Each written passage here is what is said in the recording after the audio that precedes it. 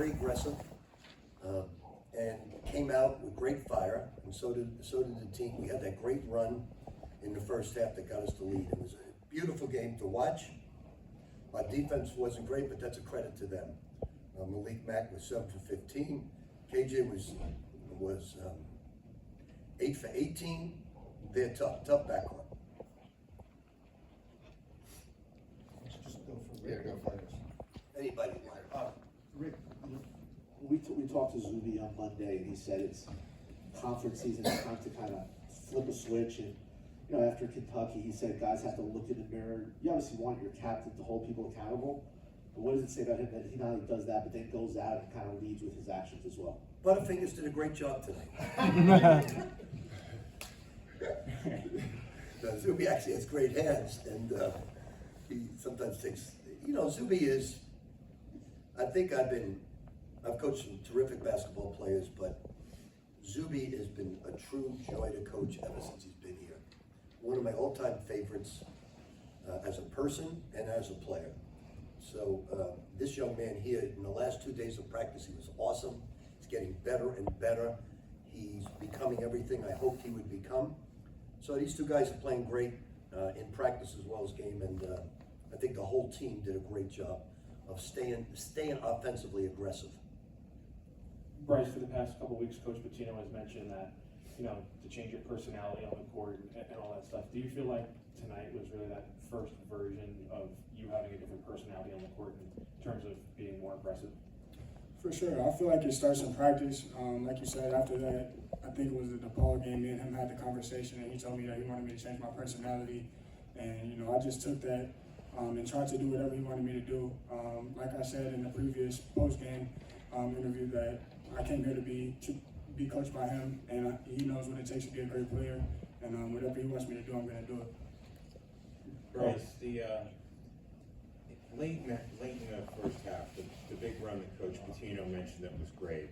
It seemed like your defense was sort of a big catalyst in that. Can you sort of describe what you're thinking about changing the game right there? For sure. He wants us to play with that type of tenacity and energy on defense every time we have a defensive mindset, and that's going to reach our offense.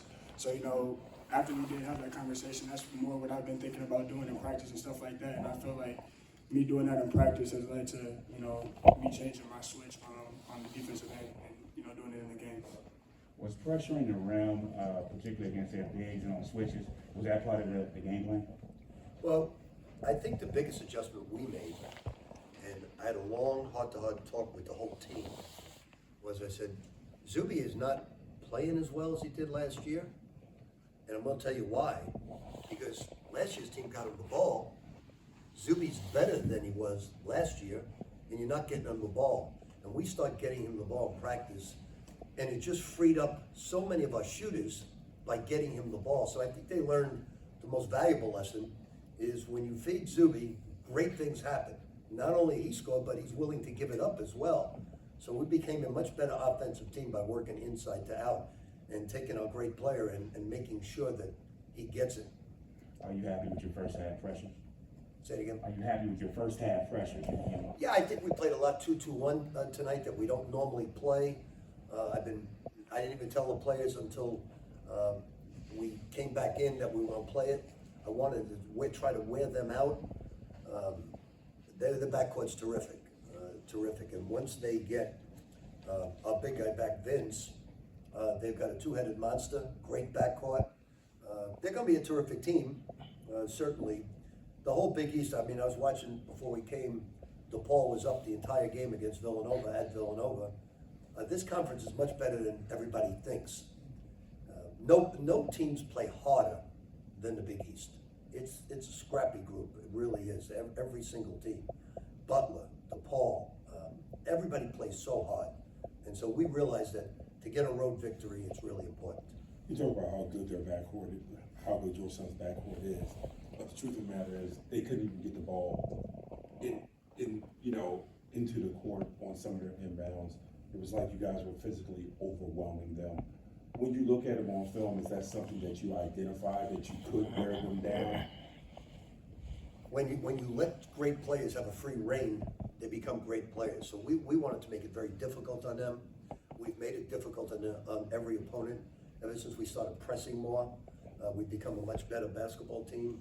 But if you let great players attack you, they not only get to the foul line, and we wanted to keep them off the foul line, but they create easy shots. So we did a great job of pressing tonight. We pressed intelligently most of the time. You generated several open threes and 15 made threes. Is that something you have been building up to that you've seen on film and maybe you didn't make them, but tonight you made them? I've been begging our guys every single day to shoot threes. Pleading with them. With Ozai, I just keep saying, Zuby is also a very good shooter, but I try to tell Zuby, wait till under 10 seconds because we need you inside rebounding. But every one of these guys, I have great confidence in them shooting the basketball. There's no one in this basketball team. I thought Ian shot the ball well. Just got to get Ian and Joseph to play better defense. And once they learn to play better defense, we'll have a much more complete team. Rick, what did you notice about Bryce's rebounding tonight? He just had 2 unbelievable days in practice. I think we talked, and I gave Bryce every motivational speech I could give him. Told him how great he was, but he just said after the whole thing of saying, he said, "I got you, I'll do it," and that's it. He's a man of a few words. He just said, "I got you, I'll do it," and he did it. He did it. We want him to be great. Not only because it helps the team, but because it helps him individually. It brings us to a different level. When you got a guy playing like this, playing like him, and then Dylan Mitchell coming off the bench, you got 3 potent front court players. And all 3 of those guys are playing well. Zuby, we talked to you the other day about, you said it's conference season, we've entitled defense, time to flip a switch, and, you haven't been shy about kind of calling guys who need to do more. How important was it for you to kind of also go out there and lead by example as well, to back up your words? I always just pride myself on, just being a leader for the rest of the guys. Obviously, they're coming in from different programs and stuff, so, and they trust me. They trust me, my teammates, my coaching staff, so I just want to, just thank them all for, just believing me and trusting me, and trusting that I could be able to go out there and perform at the level that I did tonight. So, I have nothing else to really worry about. I just go out there and do what I know I'm capable of doing each and every night, and that's leading by example, leading by my my voice, and just everybody else follows. I've never had a player since I've been a coach for 50 years that in every timeout he gets the guys. After I'm done talking, he gets the guys and says something really important to them about this game's not over. It's far from over. You got to dig in, and he does it. I've never had a player do this. I remember a funny story for you guys for start the new year. I said to Red Auerbach, he said, Coach, I think once in a while you need to give the guys a break because you're always diagramming plays every time out. I said, well, what did you do, Coach? He said, I stood up with the guys, Heinz and Kuzi, Havlicek, Russell, and I'd say, hey, Russ, what do you want to run? Kuz, what do you want to run? I would ask them what they would want to run. And he said, you need to try that instead of always diagram, listen to them. So I said, you always stand up yet? So it's a Laker game, and I sat the guys down, and 2 of the guys I coached, Antoine and Walter. I said, all right, guys, we're down 1. What do you think we should run? What looks good? Mercer, no answer. Walt, what do you think? No answer. Next guy, what do you think we should run? John. Finally, I get to Antoine. Hey, Antoine, what do you think we should run? I'm not a big believer in swearing, but he said, how the F do I know? You're the coach, that's what you get paid to do. It's like call Red that night. I said, Coach, you want to see what they said? And he almost died on the phone laughing. He said, just keep saying it to them. They'll come up. They won't stop talking. Well, the moral of the story is he does it for 2 years now and shows incredible leadership, and they follow his leadership. Rick, about his leadership, can you sort of tell us about the way that Zuby's ability to lead and connect with his teammates, even though they keep turning over, how it's come along over the time that he's been at St. John's? Yeah, well, they see him in practice every day. If your best player is working the hardest every single day, then Ian sees it, Josan sees it, and they know it's not like they say, well, don't tell me to work hard, and look at you, you're not working hard. So they know he works hard, so all his comments have validity, because he works so hard. We've got great leadership, and I couldn't be happier. I mean, I only get to coach Bryce for 1 year, but it's a true joy. I've been blessed having Zuby for 3 years, and I don't think I'm going to miss a player anymore, but they'll probably change the rules and I'll get it back from them.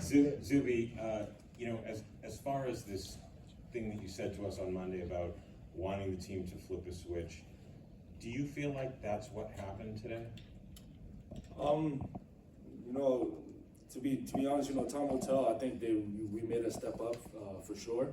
You know, it's not easy coming in, especially on the road and getting a good victory. So we did a lot of things right. We did a lot of things that we could definitely get better at. So we're gonna, you know, just go to practice. We're not off tomorrow, so we got practice tomorrow. We're playing Providence in 2 days. Yes, we are. So, you know, we gotta go to practice tomorrow. You know, just work on some of the things that, you know, where some of our issues today, and just look forward to just getting better each and every day. And tell them what a kind person I said about getting off. Yeah, apparently we get off in the morning, so we're gonna have a. I gave you off tonight too.